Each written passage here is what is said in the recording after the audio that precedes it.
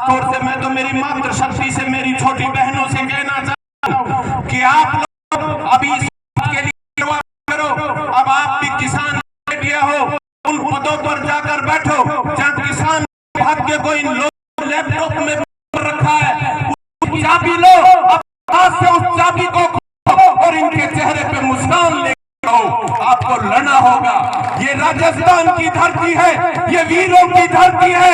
इस धरती के कण कण में वीरता बसती है। जहां भी आवश्यकता पड़ी, तब भी आवश्यकता पड़ी तो हमारे किसानों ने नहीं, हमारे वीर नौजवानों ने नहीं, हमारी मातृशक्ति ने भी बढ़कर बलिदान दिया है। जब भी हम इतिहास की बात करते हैं तब तक इतिहास संपूर्ण नहीं होता जब तक हम मां पन्नाधार का बलिदान याद नहीं करते, जब तक इतिहास संपूर्ण नहीं होता, जब तक पद्मावती का, रानी पद्मावती का जौहर याद नहीं करते। हमारी मातृशक्ति ने सदैव जब भी राज्य पर संकट आया है तो शेर की भांति डटकर खड़ी हुई है। आज मैं तो मेरी बहनों से इतना निवेदन करने आया हूँ, इन छोटी बच्चियों से, कि आज 100 वर्षों के बाद फिर से इस किसान कौम को जगाने के लिए मेरी बहन बेटियों खड़ी हो जाओ और अपनी कलम की ताकत इतनी फैलाओ कि कम से कम इन किसानों को चेहरे पर खुशी आए। तब भी इनकी फसल के ऊपर जब भी कोई मुआवजे की बात हो तो सिर्फ आपका बटन दबे और इनके खाते में पैसे आए। इन लैपटॉप के अंदर बंद करने वालों को जब तक ये आपके हाथ में लैपटॉप नहीं आएगा, कब तक लड़ता रहेगा हनुमान बेनीवाल अकेला? कब तक लड़ता रहेगा आपके लिए? कब तक संघर्ष करता रहेगा?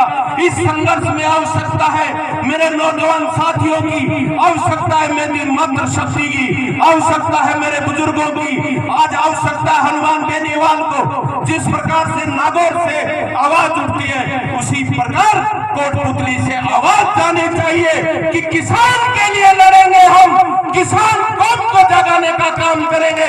और जब तक नहीं सोएंगे, जब तक राजस्थान की विधानसभा में किसान के बेटे को नहीं भेजेंगे। आप सबको इन्हीं भावनाओं के साथ मैं तो इतना जरूर कहना चाहूंगा मेरे बुजुर्गों से, नौजवान साथियों से, मेरी मातृशक्ति से, समय आ गया है। समय के ऊपर बहुत से लोग नई नई बातें करेंगे। जातियां आज याद हो या नहीं हो, लेकिन समय पर सभी को जातियां याद आ जाती है। अब आपको सोचना है कि इस आपके लिए कौन लड़ाई लड़ सकता है, कौन आपके लिए संघर्ष कर सकता है। ये सिर्फ आपको अपने जहन में बिठाना है और आने वाले समय में आपको पूरी ताकत के साथ लड़ाई लड़नी होगी। साथियों, आज का जो माहौल पूरे राजस्थान में बना हुआ है ये आप लोगों से छुपा नहीं है।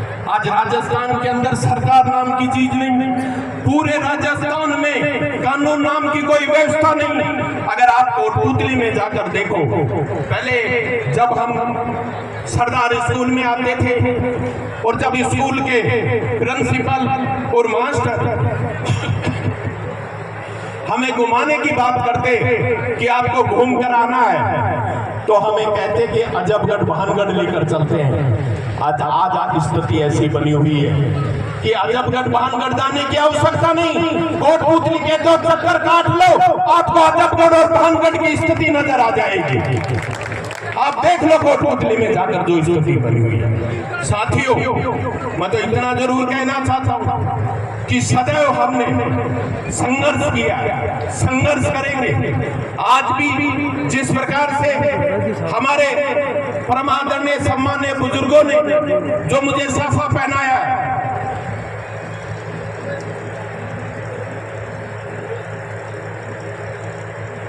जो मुझे साफा पहनाया है, मैं अपनी मातृशक्ति को साक्षी मानकर, अपने नौजवान साथियों को साक्षी मानकर, अपने बुजुर्गों को चरण स्पर्श करके ये विश्वास दिलाना चाहता हूं कि जो साफा मुझे पहनाया है मैं आपके साफे की लाज रखूंगा, सदैव वो कार्य करूंगा जिससे आपका मान सम्मान बढ़े।